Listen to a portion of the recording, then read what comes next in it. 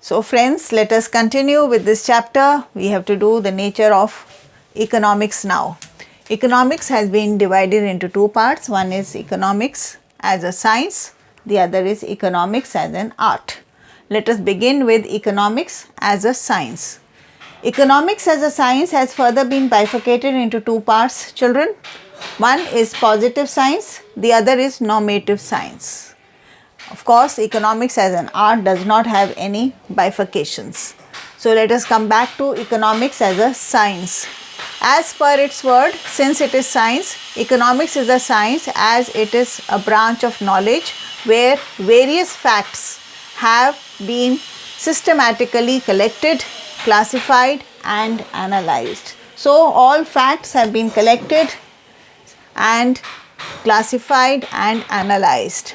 So what is collection? Collection is how you collect facts on the basis of various experiments conducted on different products. Then you classify them on the basis of the same characteristics and then you analyze those characteristics. We first start with economics is a positive science. A positive science is one which makes a real description of an activity. It only answers what is and what was. So here their facts are taken into account. What is the actual fact and what was the previous happening. Thus, in positive economics, we study human decisions as facts which can be verified with actual data. So there is a systematic record of all the data. For example, what is the demand for color TV and what was the demand for black and white TV. So what was the situation and what is the situation now? All that is positive economics. Some examples of economics as a positive science are: India is the second largest populated country in the world. Another example, prices have been rising in India for various commodities. Third one, fall in the price of a commodity leads to a rise in its demand. So there is an inverse relationship between price of a commodity and its quantity demanded. Then we come to normative economics or normative science. A normative science is that science which refers to what originally what ought to be, what should happen or what ought to have happened. So what is the ideal situation? Normative economics talks about that situation.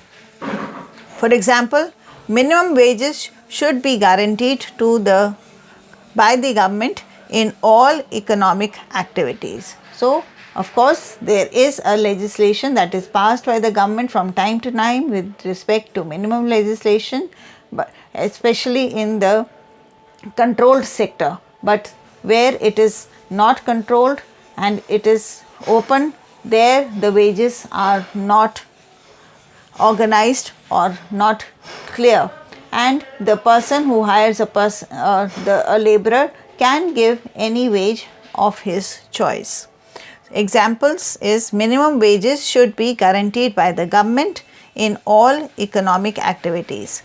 Second example of normative science is India should not take loans from foreign countries. We should be able to raise our own money and savings enough to meet our investment demands. Then another example, our education system should produce sufficient qualified and trained persons in the economy. So these are the points under positive economics and normative economics. Now let us come to what is economics as an art.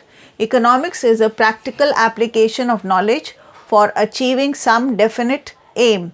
It helps in solution of practical problems. What is an art? Art is the practical applicability of scientific principles.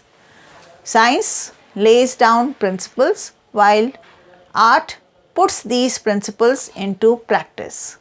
Economics is an art as it gives us practical guidance in solution to various economic problems. For example, there is oil shortage in India. This is positive science. We know that this is a fact. Government aims to remove this oil shortage and this ought to be. Hence, the government has to take, this is normative science.